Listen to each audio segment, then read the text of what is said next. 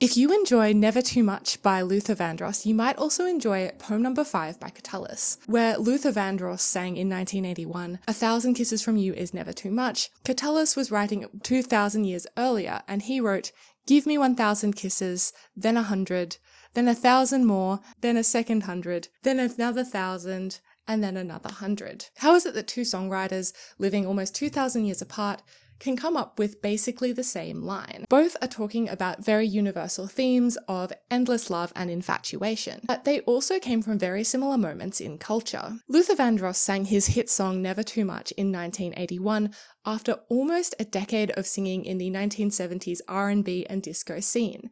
The 70s was a time when free love and free expression enabled artists to lean into themes of love, desire, and intimacy in a way that had never been possible 2 decades previously. Catullus was writing 2,000 years earlier in the last days of the Roman Republic around the 50s BC. This was a time when Rome was still a democracy and there was relative freedom to express ideas that would be taboo to older generations. Literature was flourishing and young poets like Catullus took inspiration from the ancient Greek poets such as Sappho. Their style of poetry was all about the internal experience of being in love and the complex emotions that came along with it. Both Luther Vandross and Catullus wrote about socially taboo forms of love.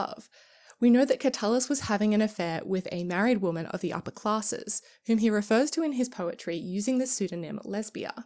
Luther Vandross was never open about his sexuality during his lifetime, but many of his friends attested after his death that he was primarily attracted to men.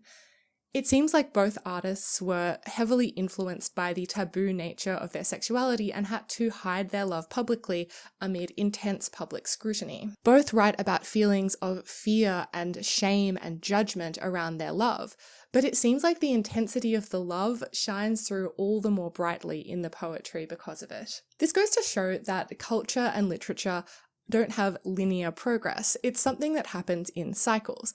And there are moments in time when people start exploring the same ideas that they had maybe neglected for hundreds, if not thousands of years.